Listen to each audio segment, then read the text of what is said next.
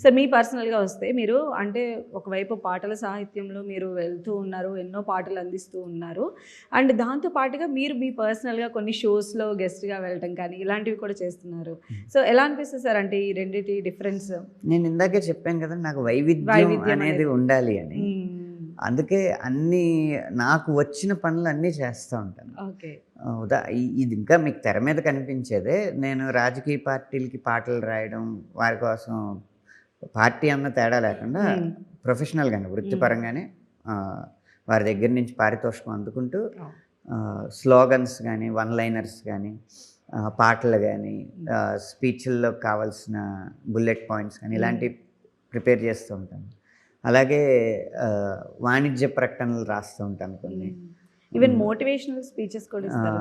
కాలేజీలకెళ్ళి motivational speeches ఇస్తూ ఉంటాను నాకు తోచినంత.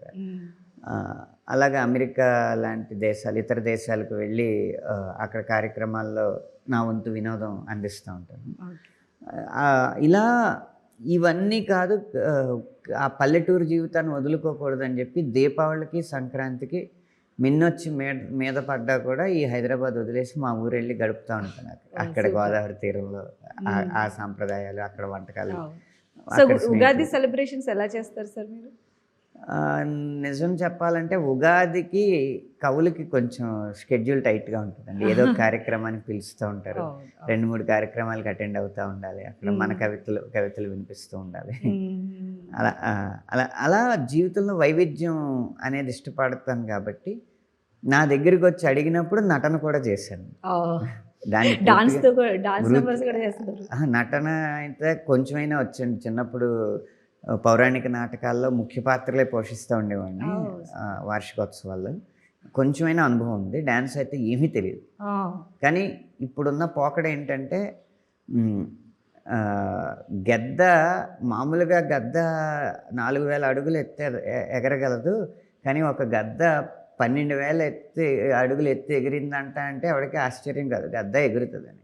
అదే ఒక గేది 5 అడుగులు ఎగిరిందంట గాల్లో అంటే ఆశ్చర్యపోతాను. సో అలాగా డ్యాన్స్ రాని నేను డ్యాన్స్ చేస్తే అటెన్షన్ ఉంటుంది కాబట్టి అదొక చిన్న కమర్షియల్ అటెన్షన్ కోసం.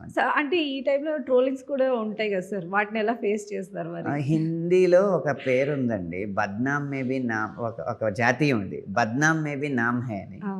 ఇప్పుడు పేరు కంటే, ప్రతిష్టతో కూడిన పేరు కంటే పాపులారిటీతో కూడిన పేరుకే ఇప్పుడు ఎక్కువ విలువను, ఎక్కువ సొమ్ము చేసుకోవచ్చు దాన్ని.